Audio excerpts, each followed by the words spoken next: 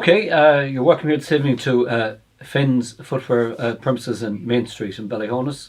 And you might think this is odd, but I think of the Jacobs had an ad one time for Jacobs School Grain biscuits. And on one side they were smoothie and chocolatey, and the other side they were crispy and biscuity. And I feel that's kind of what we're doing this evening, because we're seeing two sides of a biscuit here.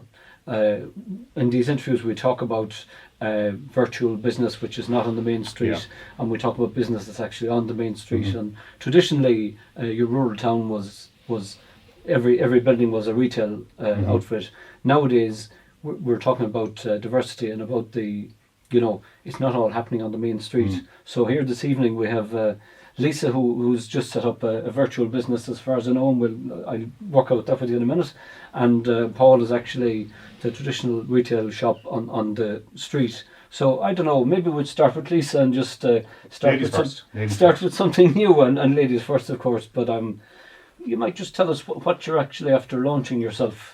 Yeah, so I have recently started my own business after a number of years of working for someone else, and it's a business consultancy called Enhanced Consulting. So there's a couple of different elements of service that I offer. Probably the one most relevant to the local community would be that I offer small business mentoring and support. So what you find now is a lot of business owners are very busy in day-to-day. Of course, we're all kind of tied up in day-to-day tasks. So kind of one of the main services that I offer is small business planning. That just kind of helps them kind of see how their business can grow and move with the times a little bit. Okay. Now, would say, before we kind of get into any depths in that, the two things I observe is that your maiden name is Mariano? Yes. Not a Ballyhaunis name? Cork. Yes, my dad was Italian. Is Italian. Okay. And then, of course, the local Ballyhaunis accent then as well. Yes. Yes, So, I guess. You had spent some time in England as well, is it? I actually moved to Ballyhaunis when I was 13, so Okay. I'm in Ballyhaunis a lot longer than I was ever in the UK. Okay. But I've just never lost the accent, Okay, to be honest. So yeah, my mother was originally, her family was originally from Ballyhaunis, and my father is Italian, and they obviously emigrated to the UK. So over 20 years ago, they made the decision to relocate back to the west of Ireland, and I guess we've been here ever since. Okay. So let's get back to your business now again. Would say you're helping. Is it mainly smaller businesses, or is there any kind of preference? Well, there's two sides really to the services that I offer. As I mentioned already, one is around the small business planning, and I guess what we've seen is a number of businesses have had to adapt, especially with COVID, is kind of changing the new working model for people. I think what's happened as well with COVID is obviously people have just become so ingrained in day to day that they're struggling to kind of pull themselves out of that to see how they can actually grow the business. They know they need to make changes in their own business, but they're not sure how to go about it. And I think that's a huge challenge for small business owners at the moment. So that's one particular area of focus for me, is to helping them and support them. I know in my own case, like overnight, I had to change from calling out to people in person to doing things virtually, and it was a big shake-up. It took me a couple of months to master it, and I don't have dealings with products as such. It's all virtual products I'm selling, but I know it was a big challenge, and I'm sure there's people in more complex businesses than I'm in that need help to make that transition from pre-COVID, would say, to even post-COVID without any other sides of the business at all. Yeah, I mean, obviously now with technology as well, people can get very confused with the different technologies available. And I think that's one of the biggest challenges for smaller businesses. There's so much out there. So what software should they be using, if they even need software?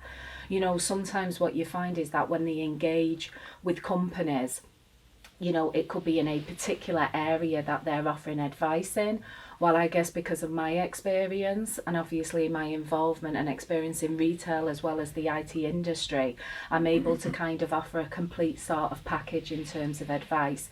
So not only around, maybe the systems that you should implement into your business, but also a little bit around how you can improve your customer experience, and that side of things as well.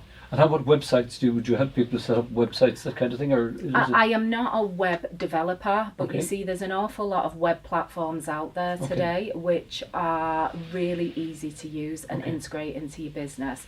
If we take a look at Fin Footwear, for example, I obviously developed their website through the Shopify platform, which is really simple to use and it's actually really cost effective. And I think that's one of the most important points as well for small businesses. They have to focus on their cost to serve, so they can go off and engage, some of the web developers or some of the marketing companies, and it can seem quite costly for them. So I think it's really about creating a plan and driving forward a plan for business growth that suits their budget and their capabilities as well. I'd imagine that your average retailer doesn't know where to go, and maybe you're the guiding light to tell them, look, at this is what you need to do to your website. This is the material you need to be using. This is the computer network you need to be using, and all that kind of thing. Yeah, I mean, even sometimes it can be just simple changes, for a lot of people maybe where they're still paper-based, maybe on some of their finances or things like that, it's just simply maybe creating a spreadsheet for them is what they need so they can better sort of analyse their data. So there's 3 different packages I offer in terms of small business. There is obviously the full complete package for established businesses where they're kind of really looking to develop some long-term objectives and growth plans. There's a other package for startup companies that might need some advice on how they actually want to brand themselves and move forward with the business because they just have an idea at the moment, or they might just have a product. And then the other offering that I have is really what I refer to as the power hour. So this could be for the really busy business owner who can't actually afford to give up so much time, and they might just be one subject that they would like help on, or one aspect of their business they'd like advice on, and that just then gives them like a bit of an hour of one-to-one sort of chatting is the way to look at it. What is the problem and how can I help you? What do you want to achieve? They'd be very focused Yes, on a particular area. absolutely, very focused on a particular area. So before that we could do any of those sessions, there's just a brief questionnaire to fill in just so I can get a feel for your business and what you want to achieve, so we can really maximise that small amount of time we have together then. Okay, so how do people contact you then if they want to get some guidance? Yeah, my website is www.enhancedconsulting.ie, and obviously you can set up a 30-minute free discovery call, so that just gives you more information on the plans that I offer and that side of things. The services are also available on the website, and you can just email me at lisafin@enhancedconsulting.ie. Okay, and just would say your background then before that. What did you do before you set up your own business? What was your background? I have worked in the IT distribution industry for a number of years, so 16 years. So I'd worked for a local company here that had a presence around the globe, and I managed their more back office, what we refer to as back office functions. So what I would have headed up their customer service department, their finance support department, and also purchasing as well. And then you could set up anywhere really, but are you working from virtual base? Yeah, I mean, I guess it depends on the requirements of the business. For more local businesses, there's no issue travelling to site and that sort of thing. But obviously the fact that the world is remote now, which is fantastic because it really means that we can connect with people further afield and that side of things. So the other services that I offer, which are kind of aimed at bigger organisations and even individuals, is leadership coaching, because that's something I'm very passionate about, obviously being a leader of a big team for a number of years. So I also offer a 6-week leadership coaching programme where I meet with individuals each week and help them grow their leadership capabilities. Excellent. So sounds, and you're only in your infancy really. You're only after getting set up recently, isn't it? Yeah. I made the decision that I wanted to go out and try this. So yes, I only actually set up in the middle of August. So Oh, brilliant. you know, Okay. I know for some people they may think setting up a new business in the middle of COVID, but Yeah. you know, sometimes I think it's good to chance change. And I think COVID allowed us to press the pause button a little bit and just think about how we want to move forward into the future. I think it gave us all time to think really, Yeah, and definitely, maybe think differently, because we got off the hamster wheel for a period, and you got time to just think, and sometimes we make very smart decisions during the periods. But Yeah. yeah, well, look Yeah. at that's excellent, and we may think of something else before we leave. Oh, But she'll jump in there. yeah, She'll think of something else maybe. press the buzzer. Yeah. So look at we'll move on to Paul now, and we're here we're just on about it before the interview. You know, you really need to be updating all the time, isn't it? Yeah. You know. Yeah, it gave us a chance during the lockdown actually to update the shop down the front there, new lighting. Just had time during COVID. Like, don't get me wrong, we were busy during COVID too, but it gave us time to get people in and do a job here, because you need to update and you need to move on and move forward, and people want to come in and they want, a good customer experience, and they want to come in and sit down and be comfortable as well, so it's very important to update your shop and have good displays and good lighting and make the customer experience. Can we go back, like your dad, Tom Fenn, would be a great supporter of the Chamber of Commerce, great supporter of the community, and ran a great business all his life, and he's still here, thanks be to God, your dad and mum. But would say, when did this all start for your dad? So, did he set up himself? Yeah, well, he was working in McGarry's down the town from 1954 to 1976 this week.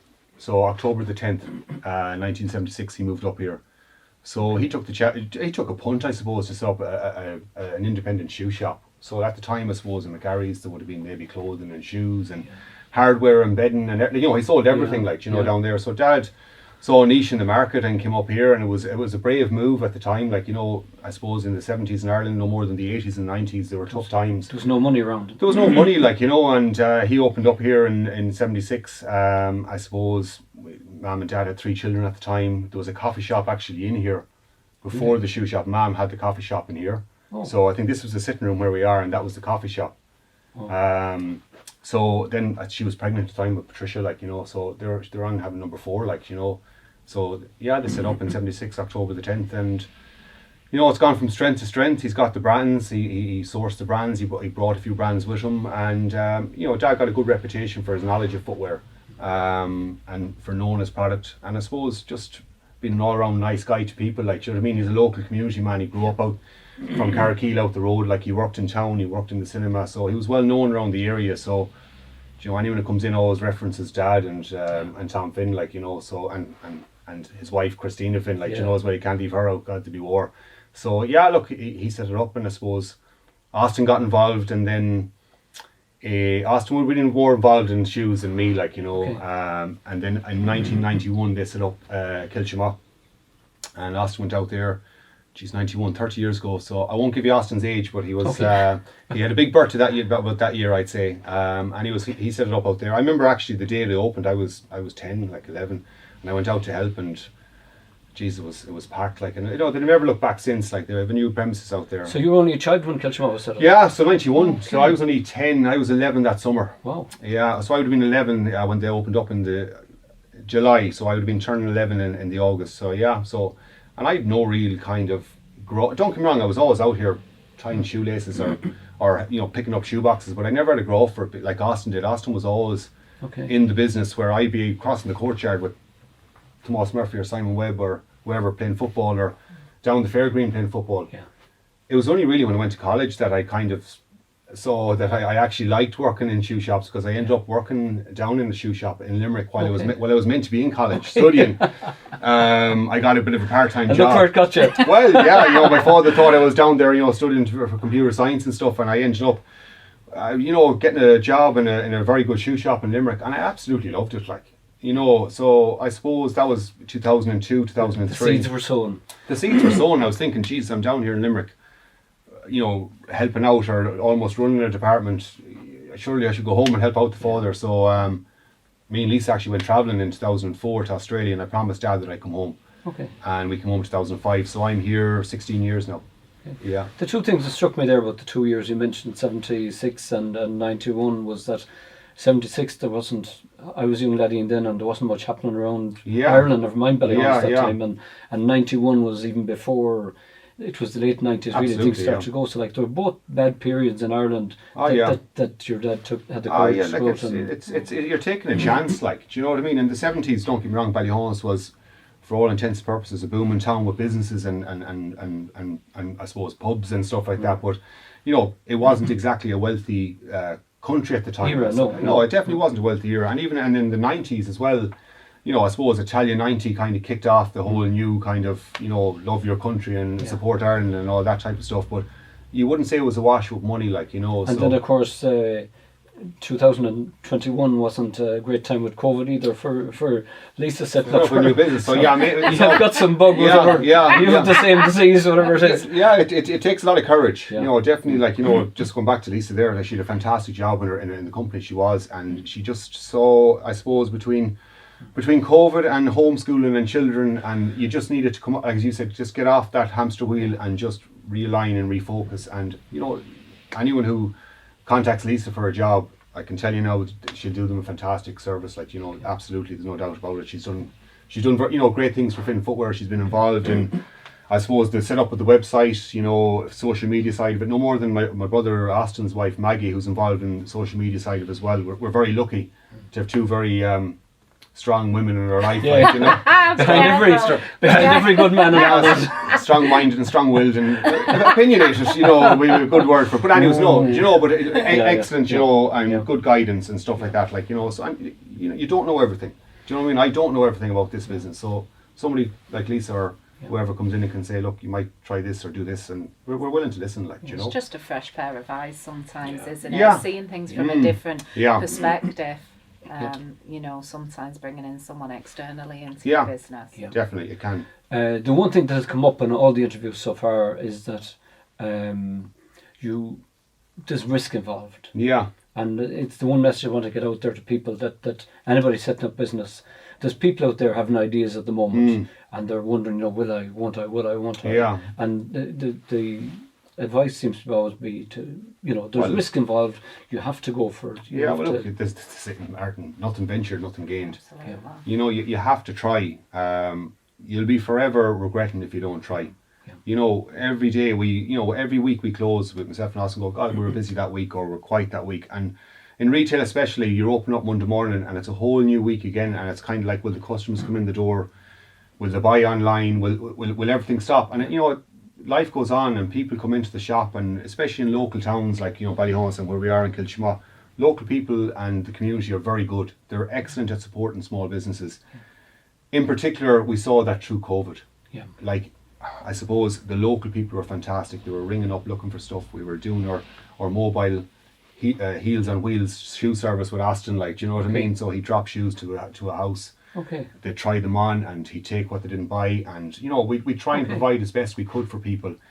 And I suppose another thing, like, would be like the local person mightn't be the person who lives in Bacon or Ballyhaunis or Knock or Brickens. It might be a woman down in Killarney who feels a connection with Finn Footwear and Mayo because we're on Facebook, we're on social media, or we're Irish, or we're family run. Like Lisa's involved and Austin's involved and my parents have been there, like, you know. So, but yeah, going back to your question, like, you know, people have plenty of ideas out there, and I suppose you have to be bold. You have to take a risk. You know, obviously, don't set yourself up for a major fall, like, but there's plenty of people out there to give you guidance as well. And I'm but, you know, I'm a firm believer, like, you know, that just go for it. You know, we had to take risks ourselves, like, you know, opening Kilchma, opening a shop, going online, and then really putting the foot to the floor online. You know, that's what really kind of pushed online for us during COVID, especially. We took on new brands. You know, we took on 9 new brands, like, you know, really? Which is 9 new new styles and new products that we can show people. Like, we probably before COVID, we probably thought, geez, I don't know if I'll sell that around here, or you know, I don't know if I have the market around the area. Where we thought, no, we have to give people more options. We have to give them more styles and new products, and you know. So And for somebody watching in, they might say, what's the problem with protecting your line? But the problem is you have to buy maybe 200 pairs of them shoes or whatever. I'm not sure what the numbers are, but you're going to be here in the last few weeks, Martin, and the deliveries that we got. Like, so what we do, sorry to cut across you, what we do now is any stock that we've come in now, we've bought last February. Yeah. So once our winter season finished, we go out buying for the following winter season. And we have to put down the styles, the colours, the sizes, and the quantities. Yeah. And sometimes you get it right, and sometimes you get it wrong. If you get it wrong, it costs you. I blame Austin. If you get it wrong. But no, if you get it wrong, it costs you. Like, you know. But at the same time, you know, you'd hope that you'd sell it, and you'd hope if it doesn't sell in the store, it'll sell online. And if all comes to all, you'll have to flog it. It's simple as that. But at the same time, like, there is risk in it. Like, you know, we're buying bigger now than ever before in the middle of hopefully at the end of a pandemic. But we're buying more sizes, more quantities, because we now have 3 shops. We now have Kilchima, Ballyhaunis, and online. Yeah. We're hoping that will continue. So we're buying more. So you know, there is risk. You ask about risk. There's risk for you. We're buying more and more stock. We really could do with more stock room and more space. Like, but you know, nothing ventured, nothing gained. If you don't put the product out there and you don't give them a variation, you're not going to get the person in the door, and you're not going to get them online. Definitely not. What I found myself is that it's an epidemic in rural towns as much as even in the cities. In the bigger towns, you find as well that you don't have the footfall in the street now that you had. No. And if you're dependent on having people coming in from, we'd say, in your father's time, people from Bacon, Bracktown, Grottigany, Ballyhaunis, if they would have come into Ballyhaunis, automatically there was no alternative. Yeah. Now they have. Yeah. So you can't depend on that anymore. No, you can't. Like, you know, and as I said to you, the local communities are brilliant around Ballyhaunis, from Ballyhaunis to Ballinlaw to Brickens, Bacon. You know, the Hinterland in Tuareen, Ahmore, they're fantastic people. Like, but you know, that can dwindle as well, and you can't just survive in that. Like, you know, because you know, if you just stand still, you're going to get left behind. So that's why the advent of online, and luckily enough for us, we went online 5 years ago, we set up a website, because we've just figured out, like, you know, rural Ireland, you know, because of the boom and the bust element, got hit more than most places. So we went online, and you know, I wouldn't say it was absolutely fantastic for the first couple of years, but it was growing steadily. And then I think because of COVID, and it forced people to look at their phones and look at their iPads, it exploded for us personally. Like, you know, it was very good, but you cannot beat the local person walking in the door and having the chat and having the crack and talking about my father. And you know, we've had people coming in here with their kids and their grandkids who dad would have, you know, served. So yeah, like, the local community is still as strong as ever, if not stronger. I find we're getting people back to Ballyhaunis and smaller towns, and to Kilchima, who probably, you know, might have gone up to Galway or Dublin or bigger stores and thought, you know, I get it up there, where now they can get it here. And one of the things there, now, sorry for rambling on here, is that there is a certain degree where people go, geez, if I go into Finn's now, I can't leave without buying something. Where now you've got a website. Yeah. If I don't have it, you know, more than likely they can have a look and walk out of the shop without. Exactly, it's my shop window. So they can look at, like, you know, the people online tonight and be going, oh yeah, geez, he has that shoe, and they'll walk in tomorrow with their phone, and they could be 15 or 55 or a lot older. There's 2 of them, and you're like, that's what I want, and I'm going, geez, is that it? You know, it's fantastic that way. You know what I mean? Because, you know, people do sometimes feel they're coming into a rural shop in a rural town, like, you know, they're walking in the door and they're going, geez, I better buy something here. Where, you know, how much your pair of shoelaces? Yeah, exactly. You know what I mean? So they can see the prices as well. They can see everything. So they know how much. There's no surprise element, you know, because I have noticed lately with people coming in, you're kind of saying, geez, they're 100 and something. They know the price. They know the price. For somebody who is not familiar with your shop or hasn't been in here, what labels do you carry? What are the main? So, like, probably our biggest selling label, I suppose Dad was one of the first people to carry it in Ireland, would have been Echo. So Echo shoes, comfort, quality, waterproof walking shoes. Dubarry of Ireland obviously would have been a big brand, and still is a massive brand at the moment for us. Like, you know, but. Then the biggest selling brand in Ireland and the biggest selling brand in all of Europe is Riker. Ladies shoes. So Riker ladies and Riker men's. It's the #1 selling brand in Ireland. #1 selling brand in Europe. And then obviously we do a massive selection of, because everyone's out, during the COVID, everyone's out running.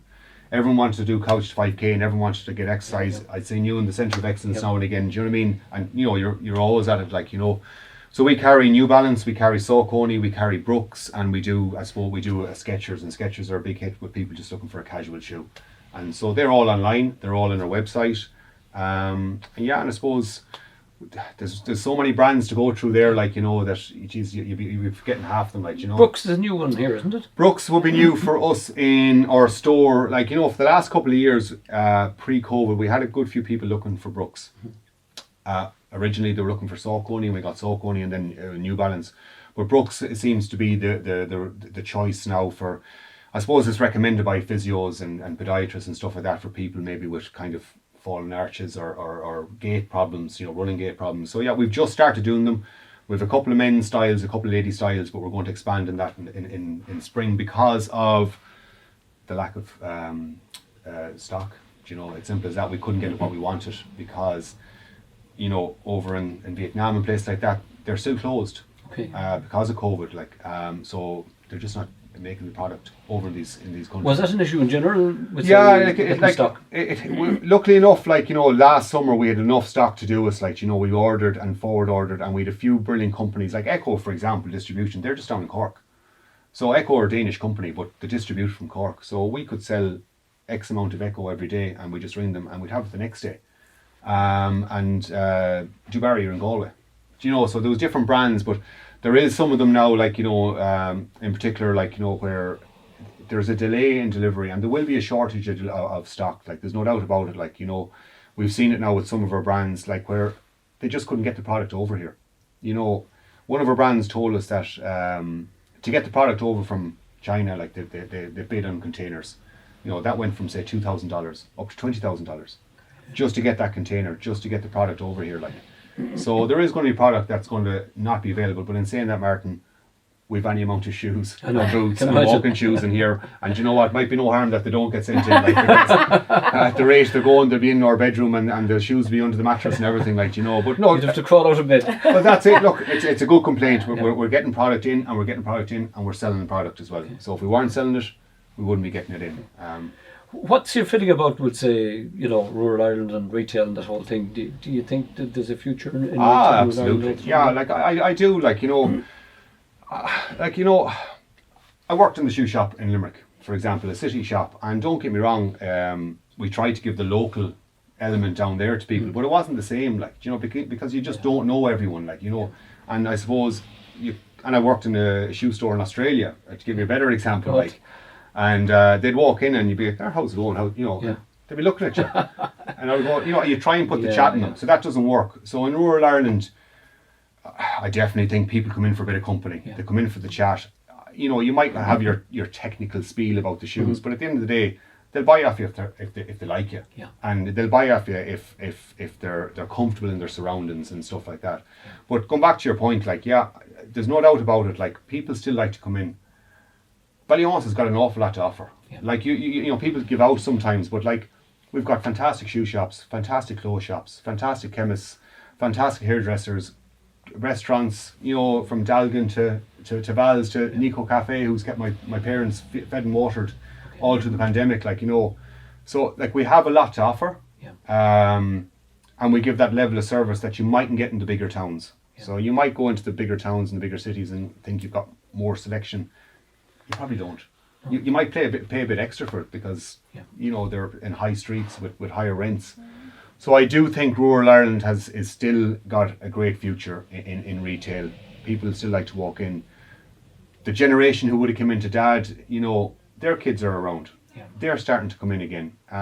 People still like to walk in, pick up a product, walk around, and walk out with something, or walk out with nothing. But there's definitely, I definitely believe, you know, as long as we're alive and kicking, there'll be a shoe store here, and I'm sure a lot of the families in Ballyhaunis will feel the same way without a shadow of a doubt. Your dad just always says, that rural towns had an advantage that way because of the cheaper rents and cheaper than in the cities. So well, look, it's a head start. Look, we've all walked down Grafton Street, we've all walked down Key Street, and you're walking by and you're going, geez, I bet their rents are high and I bet their rates are high, but that has to reflect. Reflect back, yeah. You know, so in here somebody can come in and like they might be €120 or €90 or a €12 Wellington. They might only give me a tenner for that Wellington, but you know we'll have a bit of crack and a bit of banter, a bit of barter, and like that doesn't exist in cities. Somebody come in here like, you know, and the price on the box might be the price that I'm getting, like, you know, simple as that. But you have to accept that, and that's why they come in. So I personally believe we definitely have an advantage, Mark. Like there's no doubt about it. Like, you know, majority of businesses, like from, you know, Eddie Murphy's to Phillips's to Ford's and McGarry's, they own the buildings. Yeah. You know, we're family run businesses, so it's kind of unique in one way, like, you know. So yeah, I think we have an advantage over. When you go to cities, you don't know who owns them. Well, you don't know who owns them, and You you know, I suppose we've got good staff who know the product. Where and I'm not putting down big towns and big cities; they've plenty to offer. But sometimes, you know, you mightn't get that personal touch because it's just a job, a part-time job or a summer job, and they mightn't have any interest in your ailments as you know, your bunions and your corns and your calluses that we see every single day in here, like, you know. So we have to give that kind of knowledge back to the customer. Well, I've seen that bunion, or I've seen a fallen arch, or I've seen queer feet in my time. Like, you need to be a doctor and a psychiatrist. Well, yeah, like, you know, people do come in and kind of going, geez, I've been here and I've been there, what can you recommend? And, you know, we kind of just, your brain kind of goes, right, what can I do? You know, I nearly know what that person wants. Yeah. As I'm walking in the back, I know what that person really wants. I think I do. Yeah. I don't know what women want half the time. Coaching. Yeah. That's at least it's coaching, yeah. But you have an idea in your head. Yeah. You know, there's no point to me saying to you, just walk around there and pick something out. We have a lovely display and plenty of shoes. But that's not how it works. You know, somebody will come in and they'll sit down and go, I want this and I want that. And you have to go, right, what have I got for this person? And that's what we can offer. You know, that's our experience. My years of growing up in Finn's Footwear and Austin's years of child labour in Finn's Footwear as well, like, you know. But I actually think, though, rural living has become more attractive to people, definitely since the pandemic. You know, you're seeing a lot more working families making the decision to move back towards the west of Ireland. You know, not only because I guess it showed us how lucky we were during the pandemic, during lockdown, to have the space around us, you know, compared to city living. But also, as you mentioned earlier, you know, so many companies now, they have to offer a remote working option. You know, they're looking at trying to develop some sort of hybrid working model, and therefore it makes it much easier for people to relocate back to rural towns. It's more affordable in terms of property. You know, there is a nicer work-life balance. You don't have the huge commute every day. So I actually think that as we kind of navigate COVID and coming out, that you will find that rural living will actually be a lot more attractive than it was in the past to people. And all the technology to do it is there in place now. Would say 2 years ago, companies would have been considering, can we do this? With COVID, they were forced to do it. Now we know it can be done, and it is being done, and the work is going ahead as it was, and with Zoom and Teams and all the other things. Absolutely. Well, like, you know, I was talking to somebody today, and I actually said it to them, like, you know, about COVID. If COVID happened 10 years ago, we'd have been in serious bother. Yeah. You know, I'm not saying that we're glad COVID happened, but we were kind of ready. A lot of businesses, because of technology, and people might give out about technology and give out about iPads and kids on phones and stuff like that, but only for technology. And a lot of our businesses, we would have been lost. You know, 10 years ago, like, what would we have done? Like, you know, we couldn't advertise it, you know, only on a newspaper, you know, or a radio, like. So in that regard, we were lucky that it happened when it happened, because God knows what would have happened like 10, 15 years ago. On a lighter note, when you were growing up, I remember you were a good soccer player. I seen your interview with the soccer team, all right, jeez. Yeah. You were on a famous team with I went down to see down in Waterford playing Waterford Bows, yeah. In All Ireland, was it semi-final or something like that? Quarter-final, yeah. That was a long journey. That was about an 8-hour bus journey at the time. Pit stop on the way back. Yeah, there was a couple of pit stops, yeah, look. Jeez, I grew up sports mad. That's probably why I was never in the shop, and that's probably why I never excelled in school and college, like, you know. But yeah, look, I had a great soccer career. I wouldn't say it was a long soccer career because of injuries, but we had great trips with Ballyhaunis here with you know, Micheál Murphy and Pat O'Connor, God rest him, and Micheál Webb and people like that, and Michael Swords were people who were involved, and we had fantastic teams, like, you know. Like, you know, I say it to my own son Charlie now, who's 10, and I say, like, you know, we were in All Ireland semi-finals and finals. You know, big competitions against the biggest and best clubs in the country. I remember WEFTA came down to Clonfert for a match. West Finglas Tenants Association. Yeah. WEFTA. Yeah. We brought Talatown out to Clonfert as well for an under-13 All-Ireland quarter-final, and we lost in extra time. They went on to win it, and 3 of them players ended up playing for Ireland. So yeah, look, I suppose I was always known as the lad who played soccer growing up, but yet I played Gaelic for Ballyhaunis and minor for Mayo and stuff like that. But I was always kind of, he's the soccer lad. Yeah, so yeah. But no. Never knew we played minor for Mayo. Yeah. Look, when I had a stint with Mayo in minor level.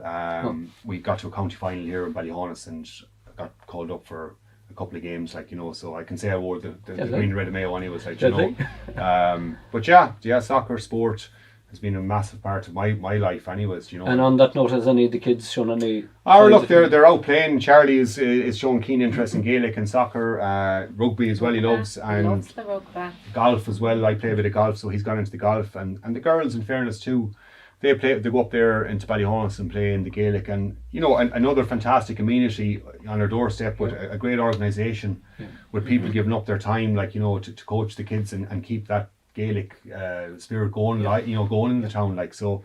Yeah, they're sport is fantastic, Martin. Yeah. You know what I mean? I made my best friends and my worst enemies in sport. Do you know what I mean? But I wouldn't change a thing. I know. Well, look, I think we've covered a lot of ground there this evening, and I suppose we might catch up with your dad sometime again. Absolutely, I'm sure he's got a lot to say now. Yeah. But the shop looks super. Thanks very much. And I'm glad you're managing to cope with the effects that COVID had on the business and everything else. Well, we learned to just readjust, I suppose, and just get on with it, and it was it was a learning curve for us all, and it was frightening at the time, but we got through it, and it was a great learning curve. There's no doubt about it. And Lisa, I wish you well with your business as well. I'm delighted to see you've had the courage to get stuck into something on your own. It's a big chance to take a risk again, probably some investment and everything else. Time, I suppose, the most expensive thing today. And hopefully, just remind us again what the website is or how people can connect. Yeah, so it's Enhanced Consulting, and you can get all the information you need on www.enhancedconsulting.ie, or you can just reach out to me, send an email. As I said, I'm happy to do a call with people so they can get more information and things like that. Excellent. So while Paul is the front, this is really the boss. Make no mistake. I'm happy to admit that. And behind every good man is. So anyway, good luck with both businesses in the future. Thanks very much, Martin. Thanks for taking time. Thanks for your time, and thanks for Adam and his time. Doing a fantastic job around the town. You're going around interviewing all the cohorts of the town, and it's out of your own time, and you're highlighting everything that's positive around Ballyhaunis. Yeah. And around rural living and rural Ireland. So, hats off to you. Thank you. You too, Adam. Thanks very much. Well, I think it's time we hold our chests out and be proud of what we have in the town. We've a lot to offer. So thanks again, and good luck in the future. Thanks very much, Martin. Thanks. You.